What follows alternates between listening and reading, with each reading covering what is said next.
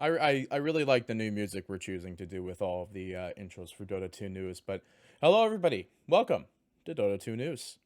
Obviously, there's been quite a bit that's happened between now and the last week. The 7.30 patch has been released, but as you could see by the header of the title here, at least for the opener, I don't know if anybody else feels it the same way I do, but it feels like this patch is a little bit underwhelming.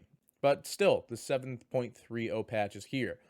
And there's quite a bit still to it, but it still feels just overall underwhelming. I think I said, did I say overwhelming in the thing? Underwhelming. That's what I thought. Okay. Just had the second guess check myself there.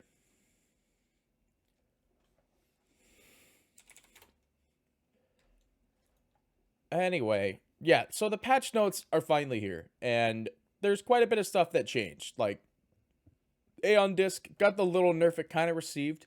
It's 50 less HP, and it has a now scaled cooldown based on its each time it triggers. It's 165 at max, so it got nerfed by 50 HP, but buffed early game by like an average of 20 seconds up to its fourth activation. It does not mean it has a total of 4 charges. That would completely deplete and destroy the item. But it looks like they like buffed a lot of blinks. They gave Glyphnir. They completely reworked Helm of the Overlord, which is Mach 2 Mask of the Helm of the Dominator. Or as I like to call it, the Helm of the Common Denominator. Basically, they reworked it to the point where now it requires of Vlad's a 1k recipe and a helm, which then changes the total cost to be 50 gold more. I could say, without a doubt, this item will still never get picked up. Moving on, though, they've reworked Mage Slayer based on their recipe, which gives it a whole different overall. Rod of Atos reworked, Witchblade reworked. A lot of neutral items removed. The Pig Pole being the fan favorite right now. Big Pig Pole fan myself. Seeing Pig Pole come out into play is very Pig Pole pog. Then the Tumbler's Toy, Brigade's Blade, Phase Grenade, Blast Rig, which I've played against somebody with Blast Rig before. Ascension's Cap, the Witchblade, Arcanist Armor, Chipped Vest buffed, Chipped Vest not buffed, Fairy Trinket not buffed, Possessed Mask nerfed, technically. If you have low HP, then this is still pretty good. It's 7 flat. Dig buffed.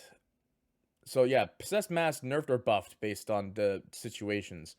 Quiver technically buffed. Ceremonial Robe technically buffed. Flicker nerfed. Nerfed.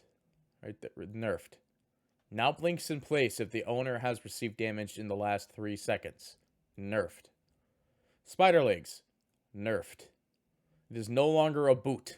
Stormcrafter. Nerfed. Sort of.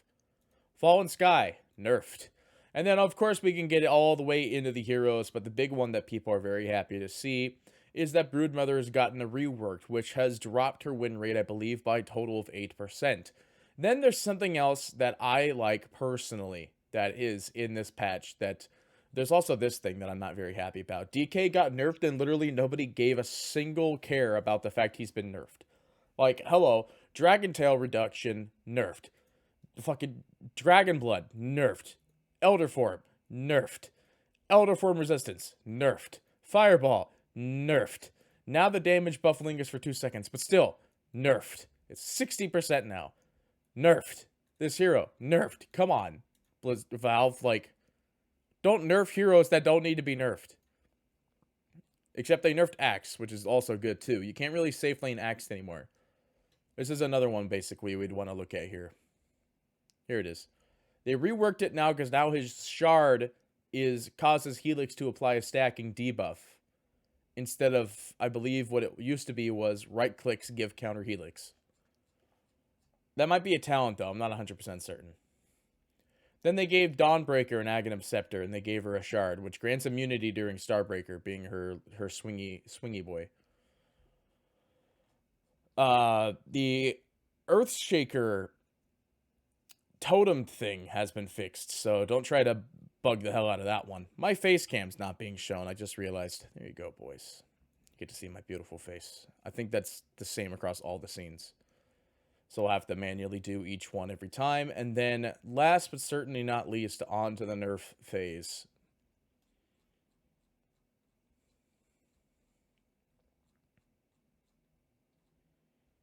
Fuck you, Tinker players. Fuck you. You get nothing. You lose. You gained nothing from this 7.30 patch. You thought you were going to come into this meta and take the fucking meta because you thought this was going to be a Tinker patch. Well, guess what, bitch? You thought, and you get nothing. Good day, sir!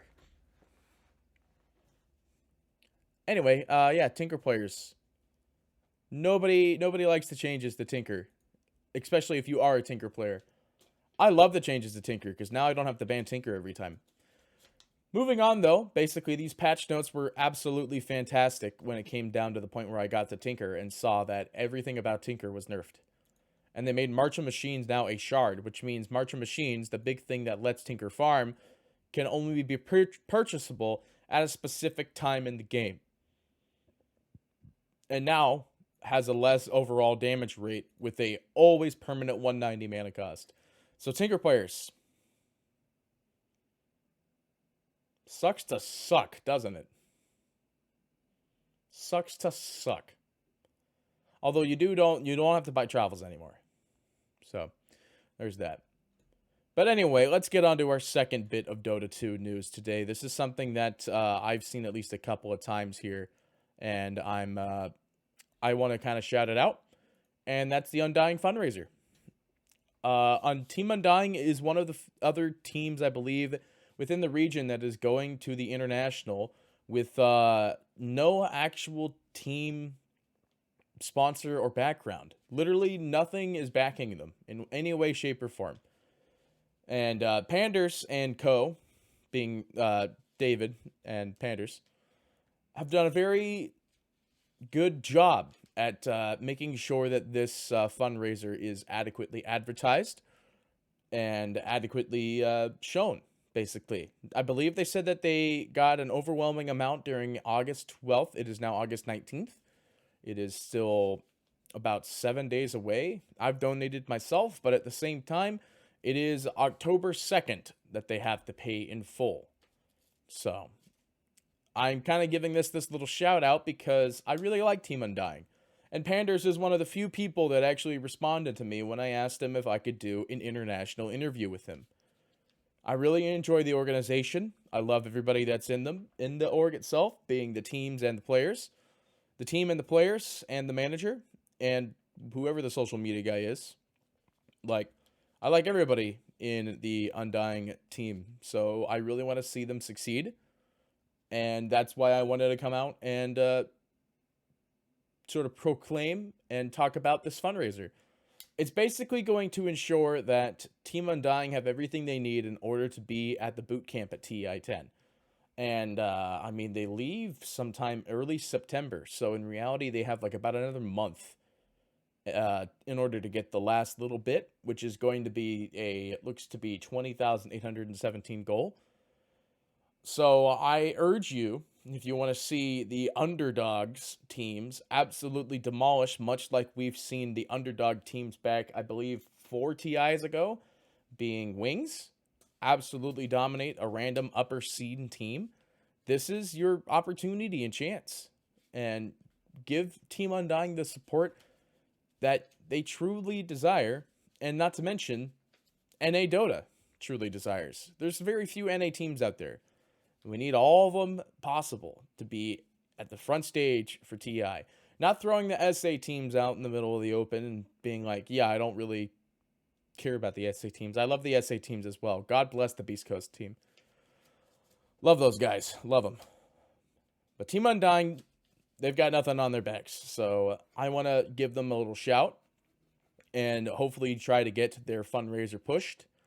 And if they get the last little bit that they need, fantastic. And that's exactly what I'm hoping will happen. Now, this Dota 2 news I know is a little bit lacking, but the way that I want to leave this out, at least for me, is a little extra bit that I am very happy to say and put in myself.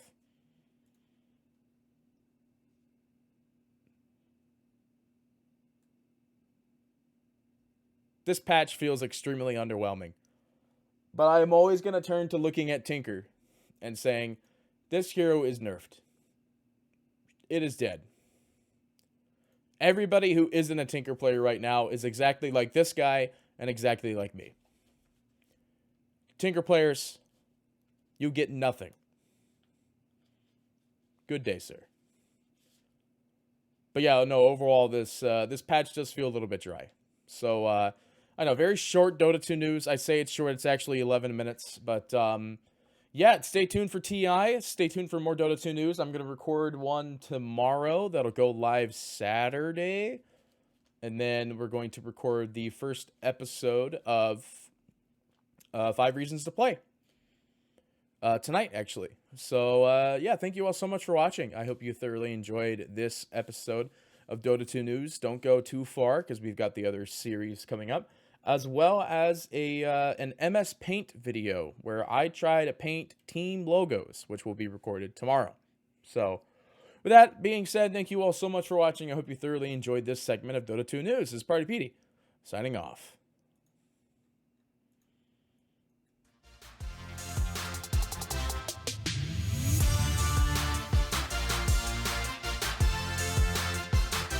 It's a 12-minute video, and I think my mustache was wet the whole time. I'm sure you guys saw it.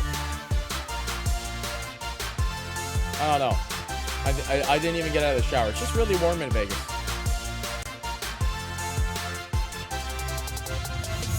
Yep. But that's the end of the video. Thank you all so much for watching. Fuck Tinker players. Bye-bye.